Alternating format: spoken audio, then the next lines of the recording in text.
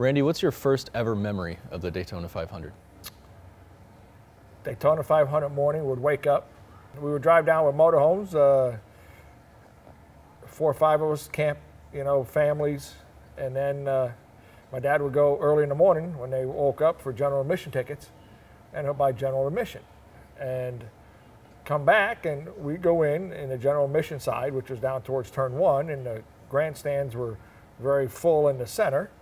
It was right before the towers, and once the race started, there wasn't a lot of cops around, so instead of the cheap seats, we'd go to the high dollar seats. Because you find 4 seats together, and that's where we're going. 10 laps into the race, people didn't show up. We would go fill those seats.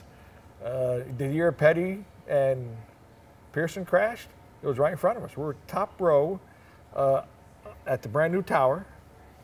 And my dad, after that, he goes, man, that was great tickets for $18. It was like a $60 ticket. I thought we were going to get killed. But just there and having a race car go by at 200 mile an hour, that's pretty cool. Once you became a driver in what's now called the Sprint Cup Series, what was that experience like in the Daytona 500? When you put a helmet on and you want to be a race car driver and you put a fire suit on, you know where you want to go. I think a lot of people set goals. And at the time was looking at the pictures of guys that won Daytona, whether it was Andretti, Mark Donohue, the Petties, whoever won Daytona 500. That's a like the Indy 500. If you're an open wheel guy, when you put the helmet on, you said you were going to go to Indy. If you're a fender guy, when you put a helmet on, you're going to go to Daytona.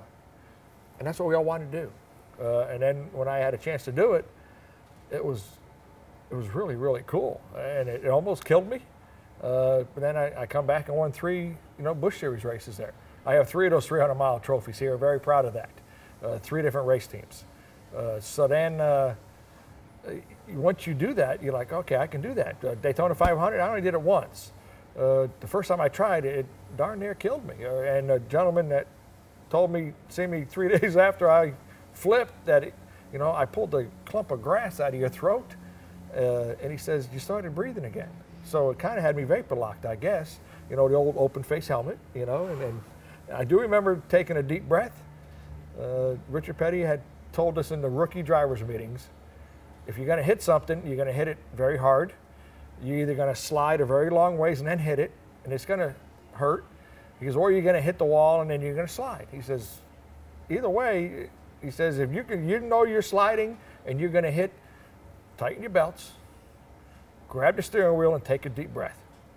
And when I was flipping at Daytona, when the car got airborne and I looked outside and I seen grass, and I looked out the right side and I seen sky, I had already pulled my belts tight, and I says, okay, I better take a deep breath.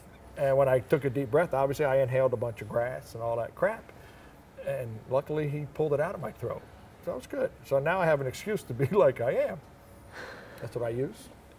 That's my story. I'm sticking to it. Wow. So Randy, you said you won 3 times there at Daytona in the 300. Yep. So the Busch, or then Busch, now it's Xfinity Series. Yep. Since you won Daytona, how did you approach it just after you won? The next time you raced there, how did you approach it? Did you feel a sense of pride, or how did you feel after your win? When I did, it was 3 different victory lanes also. It was the victory lane from that everybody before they changed victory lane stood in. So the victory lane that I grew up looking at pictures, I stood in. And that was cool. And then they changed it. They put the new one around the corner. And 2 years later, I came back and did it. And then 2 years later, they changed it again.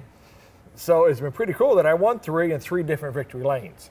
But you walk through there, and I still get goosebumps just talking about it. It's just Daytona, man. It's just, if you're a full-fendered guy, you want to win at Daytona. Wow. That's it. Just go to Daytona. I don't care if it's a go-kart race. You race go-karts, they have a Daytona go-kart race, and you want to go down there and win. I did the 24-hour one time, and that was fun. And on the starting grid for the 24-hour race at the drivers' meeting, they said, guys, thank you. There's 66 champions in this event. Now that's cool, sitting in that drivers' meeting. with 66 champions. I mean, that was badass, you know, and it was at Daytona. So I don't think that's about the only place you'll get something like that. Wow. Randy, thank you so much. Anytime. Thanks, man. Okay. Randy Lavoie.